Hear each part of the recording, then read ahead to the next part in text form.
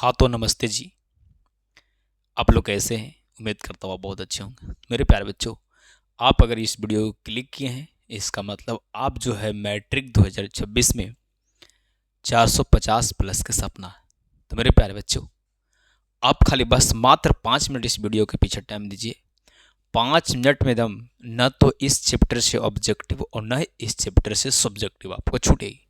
खाली बस कहानी को ध्यान से आप सुनिएगा। तो चलिए, आपसे गुजारिश रहेगा कि अगर इस चैनल पर आप नए हैं तो चैनल को सब्सक्राइब कर लीजिए और बगल में घंटी होगा उसको प्रेस कर दें। जिससे होगा क्या सर? जिससे होगा कि कोई भी वीडियो मैं अपलोड करूँगा वह सबसे पहले आप तक जाएगी। तो चलिए हम आगाज़ करते हैं इस वीडियो को। तो बच्चों, हम पढ़ने वाला संस्कृत, आपको पता है कि 450 प्लस करने के लिए आपको मैथ ही नहीं, साइंस ही नहीं, हिंदी नहीं, संस्कृत A to Z जो 5 विषय है, यानी संस्कृत को भी लेकर चलना। और संस्कृत इतना इजी चैप्टर है कि इसमें ज़्यादा आपको मेहनत करने की ज़रूरत नहीं। मात्र ये वीडियो खाली 10 मिनट आप देख लीजिए, उसके बाद एक भी ऑब्जेक्टिव नहीं छूटेगा। नहीं विश्वास है तो मात्र 5 मिनट रुक के देखिए, उसके बाद जाके प्रकाशन से ऑब्जेक्टिव देख लीजिएगा। चलिए हम स्टार्ट करते हैं, क्योंकि टाइम इज़ मनी, टाइम आपका वैल्यूएबल है। मेरे प्यारे बच्चों, चलिए हम पढ़ने जा रहे हैं अलस कथा। चैप्टर का नाम क्या है सर? अलस कथा। अलस कथा ये संस्कृत का कहानी का चैप्टर नंबर 3 है और ये सबसे इंपॉर्टेंट है, इसलिए मैं सबसे पहले इसको लाया। सर 1 क्यों ना लाया? 1 इसलिए नहीं लाया क्योंकि सबसे ज़्यादा इंपॉर्टेंट इस कहानी से मिलती है, इस कथा से हम सीखेंगे। तो चलिए हम स्टार्ट कर रहे हैं। आपको चैप्टर का नाम है अलस कथा। चैप्टर का नाम है अलस कथा। चैप्टर हम पढ़ रहे हैं 3 और इसके जो कवि हैं वो हमारे विद्यापति हैं। कहे कि अलस कथा के कवि कौन है? बड़ा प्यार से बताएंगे, विद्यापति। मेरे प्यारे बच्चों, विद्यापति एक मैथिली कवि है। यह कहानी भी मैथिली है, इनके लिखे हैं विद्यापति जी। तो विद्यापति जी एक मैथिली कवि है, ठीक है ना।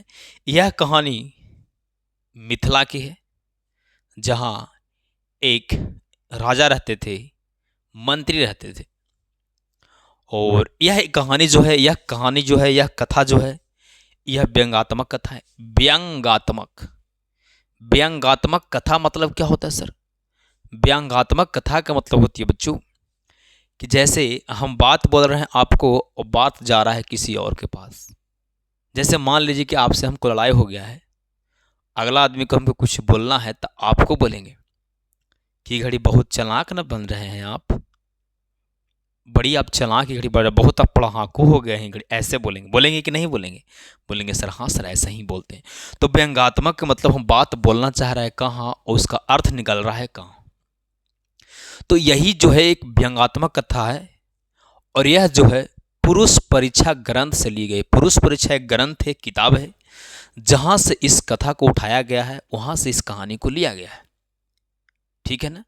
ये पुरुष परीक्षा पूछा है कि जब यह अलस कथा जो है किस ग्रंथ से संकलित है, चाहे किस ग्रंथ से ली गई है, तो आराम से मारेंगे पुरुष परीक्षा।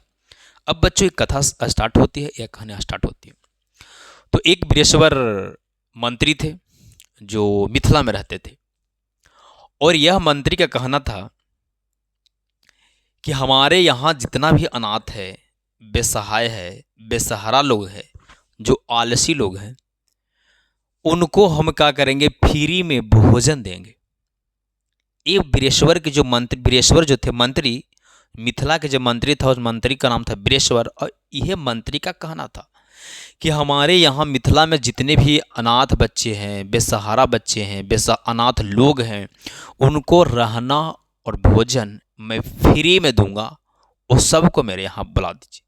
इन्होंने यह बात को मतलब कहा लोगों को, और मंत्री है उन लोगों को बोला कि जाइए मिथिला में पूरा लोगों को बोल दीजिए कि बृहस्पति जो हैं वह फ्री में जो है खाना प्लस रहना देने की घोषणा की है।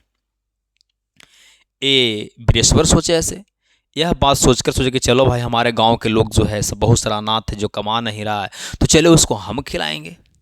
ये बात को वो सोची और यही बात होगा कि पूरे गांव में जो है डंका पिटवा दिया, पूरे गांव में लोगों से कहवा दिया कि जाओ इतना तारीख से हम फ्री में लोगों को भोजन और रहना शुरू करेंगे। जो भी अनाथ हैं, जो बेसहारा है, जो ज़्यादा गरीब वर्ग के लोग हैं, वो हमारे यहाँ आए।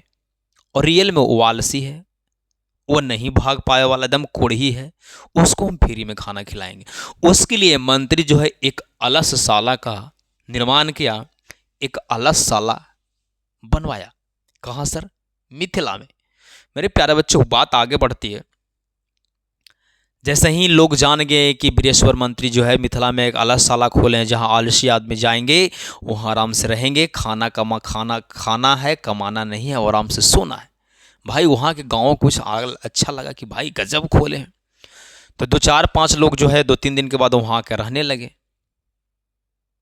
तो हुआ वहाँ के जो कर्मचारी लोग थे, सवेरे चाय बिस्कुट, दोपहरिया में पूड़ी सवई आलूदम, और समझ रहे ना, सॉरी गलती बोला, सवेरे चाय बिस्कुट, 10 बजे पूड़ी सवई आलूदम, फिर दोपहर में आलू अब आलू के भुंजिया और दाल भात। समझ रहे हैं बात? भाई लोग जो है यहाँ पर आ कर रहने लगे और अलसशाला में सब खाने लगे। होती क्या है, वहाँ के मिथिला के लोगों को पता चला कि भाई तो गजब है, वहाँ कुछ नहीं करना है, सिर्फ जाना है और आपको से पूछा है कि आप अनाथ हैं, आप आलसी आदमी हैं, खाली बोल देना है कि हाँ सर हम आलसी आदमी हैं। तो उन आलसियों को फ्री में खाना खिलाएगा, आराम से जाकर वहाँ पर रहने लगे। तो देखिए कि 4-5 लोग वहाँ रह रहा है, तो गांव के और लोग जो है पैरख गए कि चलो ना इकरा से कोई बढ़िया चीज़ मिलेगा, वहाँ जाके रहना, खाना मिलेगा फ्री में, सोना है फ्री में, इससे कोई जब बड़ा ईश्वर दुनिया में मिलेगा।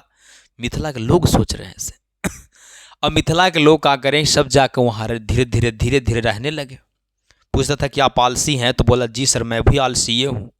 तो चलिए जाइए, जाए लगा, सब खाना खाने लगा, चीज़ें बढ़ रही है धीरे धीरे। लोगों की जनसंख्या इस अलसशाला एकदम ठैंचम ठैंच हो गया ना, टस मस करे के जगह नहीं मिल रहा है, इतना वहाँ के लोग बढ़ गए। वहाँ के कर्मचारी जब धीरे धीरे जब लोग बढ़ गया, तो वहाँ के कर्मचारी कहने लगे कि सर क्या इस सारे के सारे आलसी हैं? इतना मनी लोग अनाथ है, इतना लोग कोढ़ी है? कर्मचारी बोले कि सर ये अनाथ सब कोढ़ी नहीं है, सब आलसी नहीं है, अगर ऐसे होगा तो पूरा गांव को खिलाना पड़ेगा। अरे ये अलसशाला तो हम उसके लिए बनाए हैं जो अनाथ है, जो आलसी है, उनको लिए ने बनाए हैं। आलसी के मतलब भूखल रह जाएगा, जोन व्यक्ति आलसी होता है वो भूखल रह जाएगा, बाकी काम नहीं करेगा। जैसे हम लोग जो है रिजल्ट आवे चाहे न आवे, लेकिन पढ़ाई नहीं पढ़ेंगे, समझो कि मैं भी आलसी हूँ। अगर वीडियो हम नहीं बनाते हैं तो मैं भी आलसी हूँ। अगर वीडियो को आप नहीं देखते हैं आप भी आलसी हैं। वो आपका भी सबसे बड़ा दुश्मन वही आलसी होता है। मेरे प्यारे बच्चों, जैसे ही यहाँ लोगों की जनसंख्या बढ़ते गई तो वहाँ के कर्मचारी, वहाँ के जो मंत्री थे बृहस्पति, उनको चिंता होने लगा कि भाई इतना मनी आलसी है, इसको हम कैसे भगाएं। अगर आपको से पूछे कि आप आलसी हैं तो आप भी बोलिए कि जी सर हम आलसी हैं। अगला से पूछ रहे कि आप आलसी हैं तो भी करेंगे जी सर हम भी आलसी हैं। तो कैसे उनको भगाएं हम, बताइए। तो एक बार की बात है, जब जनसंख्या खूब बढ़ गया तो परीक्षा लेने के लिए, जांच करने के लिए कि हाँ एकरा में कौन सही में आलसी है और कौन जो है बनावटी आलसी है। बनावटी का मतलब खाली बोल रहा है कि हम वो आलसी हैं, लेकिन वो आलसी उलसी नहीं है। उनकी परीक्षा करने के लिए कि वास्तविक में आलसी है के गो, तो क्या करें कि ये अलसशाला में जो कर्मचारी रहते थे, एक यहाँ जो कर्मचारी रहते थे, एक कर्मचारी भैया का किए कि जब सब सो रहा था, क्या कर रहा था बच्चा जी, सब जब सो रहा था तो इसमें क्या कर दिया गया, आग लगा दिया गया। इस अलसशाला में आग लगा दिया गया। सवाल पूछेगा कि अलसशाला में आग कौन लगाया? वहाँ के कर्मचारी। अलसशाला में आग कब लगाया गया? जब सब सो रहा था, अब आग लग गया। आग क्यों लगाया गया था? तो परीक्षा लेने के लिए लगाया था, आलसियों की परीक्षा लेने के लिए लगाया गया था कि कौन एकरा में सही में आलसी है और कौन एकरा में फालतू में आलसी है। समझ रहे हैं ना बात को। अब आग लगा दिया गया तो होता क्या है, सब जो धूर्त लोग थे, जो झूठो झूठो बोल रहा था कि हम हो आलसी हैं, हम भी आलसी हैं, एकदम गेटवा तक फूल कहले है सब आदमी भर भर के, हम भी आलसी हैं, हम भी आलसी हैं। वहाँ के कर्मचारी का किया कि साइड में एक ठवा यहाँ पर आग लगा दिए। अब हुआ क्या जब घर में आग लग जाएगा, सब सुतल है, तो हल्ला तो होगा। भाग रे, आग लग लो, आग लग लो, आग लग लो, और भागा रे होने लगा।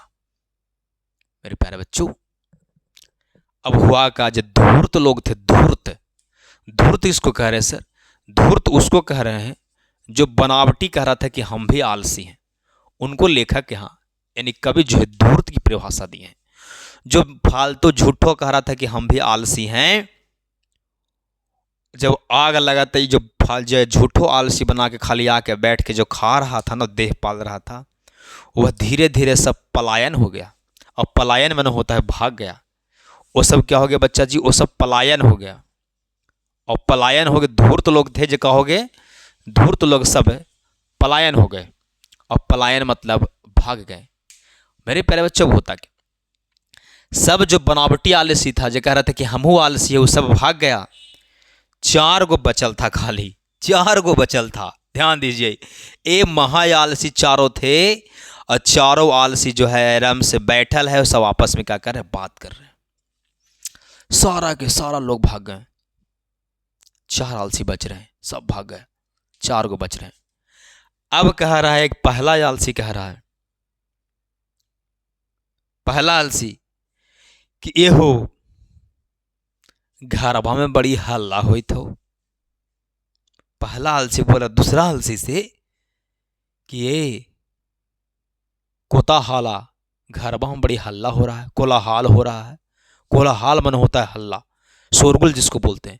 पहला बोल रहा है कि घरवा में बड़ी बहुत हल्ला हो रहा है। हो पूछेगा कि पहला आलसी क्या बोला, तो बोलेंगे कतो कोलाहाला, लगा है कि घरवा में बहुत हल्ला हो रहा है। जी घरवा में बहुत हल्ला हो रहा है, बोलेगा कि हल्ला हो रहा है, यह किसने कहा? तो पहला आलसी कहा। पहला आलसी बोला है कि घरवा में बहुत हल्ला हो रहा है, जो मैंने यहाँ लिख दिया, ध्यान दीजिए, हल्ला हो रहा है। कौन आलसी बोला? पहला आलसी बोला कि घर में बहुत हल्ला हो रहा। तो दूसरा बोला है, दूसरा फिर कहता सुतले सुतले, सब सुतल है, बोल रहा है। पहला आलसी बोला है कि घरवा में बहुत हल्ला हो रहा है। दूसरा बोल रहा है, ए लगा हो कि घरवा में आग लग गलो, लगा है वो कि घरवा में आग लग गला। पूछेगा ये बात कौन बोला था?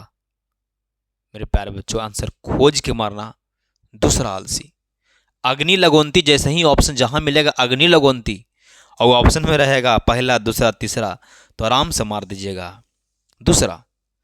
लगता है कि घरवा में आग लग गया, ये कौन आलसी बोल रहा है? दूसरा आलसी। पहला बोला कि घरवा में बड़ी हल्ला हो रहा है, दूसरा बोला कि घर में आग लग गया।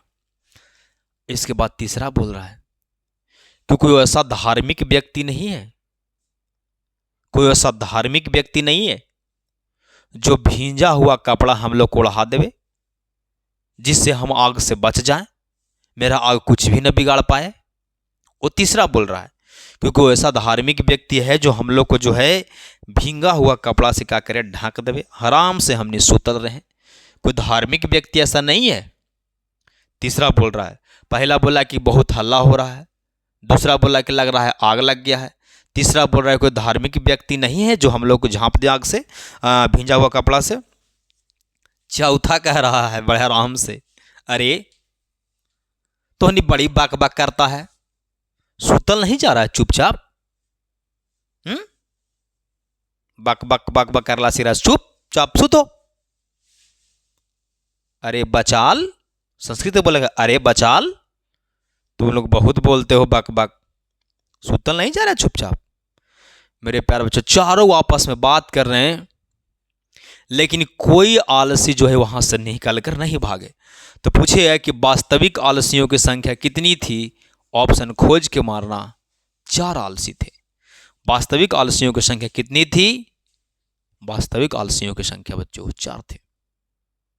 जब आग धीरे धीरे सटती जा रही है, सटती जा रही है, सटती जा रही है, बाकी कोई आलसी वहां से निकल के भाग नहीं रहे हैं, तो वहां के मंत्री, वहां के कर्मचारी सबको बाल पकड़ के बाहर खींच के हटाया गया, क्योंकि उसको लहराना नहीं ना था, उनको चेक करना था कि इसमें आलसी कौन है। बच्चों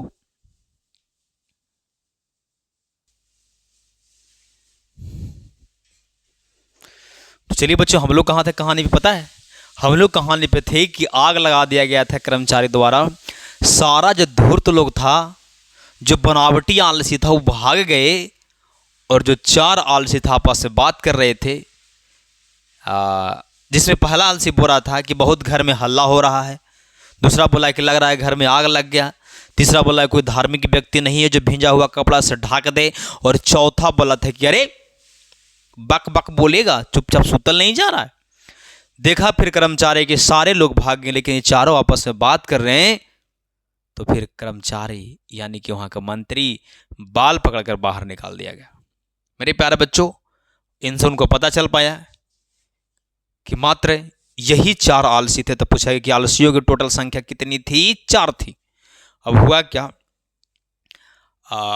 इसमें इस कहानी के माध्यम से ये कहानी समाप्त होती। इस कहानी के माध्यम से समझना ये चाहते हैं कवि कि आलसी आदमी भूखल रह जाएगा, प्यासा रह जाएगा, लेकिन काम नहीं करेगा। हम लोग जो स्टूडेंट लाइफ में रिजल्ट खराब हो जाएगा, लोग हंसेंगे, उन बात को समझ लेंगे, बर्दाश्त कर लेंगे, लेकिन रिजल्ट नहीं लाएंगे। क्यों? क्योंकि मैं आलसी हूं, आप आलसी हैं। मेरे प्यारे बच्चों, आपसे गुजारिश करता हूं, आदमी के, स्टूडेंट का सबसे बड़ा दुश्मन आलसी होता है। सबसे बड़ा शत्रु, शत्रु के मतलब होता दुश्मन। पूछेगा कि सबसे बड़ा शत्रु कौन है, तो सबसे बड़ा शत्रु आलसी होता है। समझ में आ रही ने? तो बच्चों, ये कहानी यहीं पे समाप्त होती है। और एक वीडियो कैसा लगा जरूर कमेंट करके बताइएगा। एक बार बिजली चली गई थी, इसलिए फिर बीच में फिर से उसको रिपीट कराएं। तो पहला सवाल आपको कमेंट में करना है कि अलस कथा में आलसियों की संख्या कितना था? पहला क्वेश्चन। दूसरा कि अलस कथा एक कैसी कथा है, माने मिथिला है, अरबी है, तेलुगु है, ऐसे। दूसरा विद्यापति जो है कैसे कवि हैं, मैथिली कवि हैं, तेलुगु कवि है, कन्नड़ तेलुगु कवि हैं, वगैरह वगैरह चीज़ें बताना। लास्ट सवाल, इसमें दूसरा आलसी है जो क्या बोल रहा था, पहला आलसी क्या बोल रहा था, तीसरा आलसी क्या बोल रहा था, और चौथा आलसी क्या बोल रहा था, चारों को बताना है। लास्ट सवाल, आलसियों को क्या चीज पकड़कर बाहर निकाला गया। नेक्स्ट सवाल, अलसशाला में आग क्यों लगाया गया था? 2 ऑप्शन दे रहे हैं, आलसी को भगाने के लिए कि आलसियों की परीक्षा लेने के लिए। मेरे प्यारे बच्चों, ये कहानी कैसा लगा जरूर कमेंट करके बताइएगा। और वीडियो को अभी तक लाइक नहीं किया तो वीडियो को लाइक कर दीजिएगा, जिससे मुझे भी एनर्जी मिले। क्योंकि मेरा एनर्जी आप क्या दे रहे हैं बताइए? ये आप लाइक करिएगा, वही ना मुझे एनर्जी है, और कमेंट कीजिएगा, वही ना मुझे एनर्जी है। तो बच्चों, वीडियो को लाइक कर दीजिएगा, कमेंट प्यारा से कर दीजिएगा, ताकि मुझे अच्छा लगे। थैंक यू बच्चों। इसमें देखिए कुछ पॉइंट ज़्यादा नहीं था, जो बताया वही थी। कवि कौन है? विद्यापति कैसा कवि? मैथिली कवि है। यह कहानी मिथिला की है। यह पाठ पुरुष परीक्षा ग्रंथ से लिया गया है। मिथिला के राजा कौन है? वीरेश्वर थे। वीरेश्वर कैसा थे? दानशील थे, दयालु थे। यह कथा व्यंग्यात्मक कथा में व्यंग्यात्मक समझाती, ये सब बातें हैं, अलसशाला है, और कुछ नहीं। संस्कृत में कुछ दम है। इसके बाद मैं सब्जेक्टिव लेकर आऊँगा, जिसमें फेस नहीं दिखेगी, सिर्फ समझ रहे हैं ना, स्लाइड होंगे। थैंक यू बच्चों, लव यू। जरूर जाइए देखिए और लाइक करिए, पूरा बात कीजिए। इसके लिए बहुत बहुत थैंक यू, पूरा बात करने के लिए।